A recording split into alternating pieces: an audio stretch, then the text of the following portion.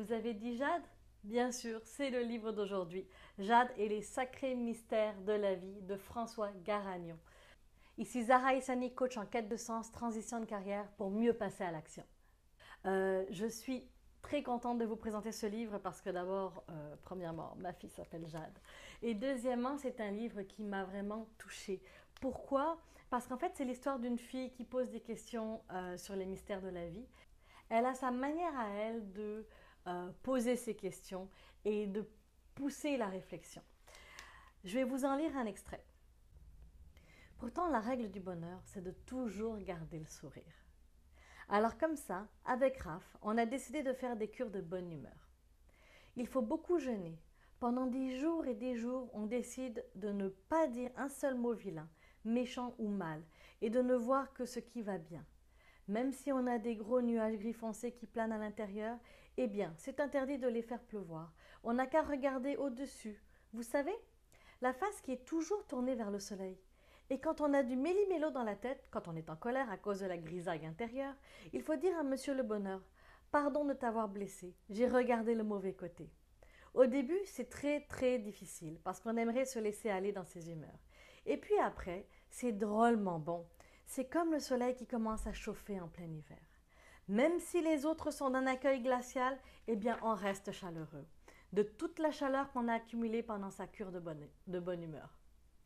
Alors, je pourrais aller et continuer à lire. Ce qui est important à savoir, c'est qu'on avait déjà parlé du taux vibratoire avec Annick Laprate, d'essayer de monter notre taux vibratoire. Donc, lorsque l'on arrive à faire ces cures-là de bonne humeur, où on essaye d'avoir un taux vibratoire élevé, où l'on arrive à penser positif, où on arrive à ouvrir notre cœur, à aider les autres, à donner le meilleur de nous, plus on fait ces actions-là, plus notre taux vibratoire monte et plus on est capable de rester dans cet espace où tout est possible, encore une fois. C'est sûr que l'important, ce n'est pas non plus de dire bon, ben, je dois rester positif, je dois rester toujours positif, sans penser, sans accepter qu'il y a quand même des pensées négatives. Parce que les pensées négatives, le mental qui se fait aller, nous apporte aussi des messages. Il y a des peurs, il y a des croyances, il y a des jugements. Donc il y a un message à aller chercher, il y a un message à aller écouter. Mais ce n'est pas parce que on a ces messages-là que l'on doit tout faire pour être négatif. Non, au contraire. On écoute les messages, on accepte et on avance. Donc, c'est vraiment important de pouvoir prendre le temps de dire voici les actions que je vais faire dans ma journée, voici les actions que je vais faire pour pouvoir avancer dans mon projet, dans mes objectifs, tout en étant conscient qu'il y a peut-être des peurs qui rentrent en ligne de compte. En prendre conscience, les écouter et avancer par la suite. Chaque journée est une vie. Donc lorsque vous vous réveillez le matin, ayez cette pensée positive en disant qu'est-ce qui va se passer dans ma journée? Qu'est-ce que je vais pouvoir faire? Comment je vais pouvoir aider? Comment je vais pouvoir m'épanouir? Comment je vais pouvoir grandir? Et avec cette intention-là, vous commencez votre journée. Vous allez voir que ce qui va se passer dans votre journée sera tout simplement magique, magnifique, parce que les événements se mettent en place, les apprentissages se font tout seuls, et vous allez rester dans cet espace où tout est possible.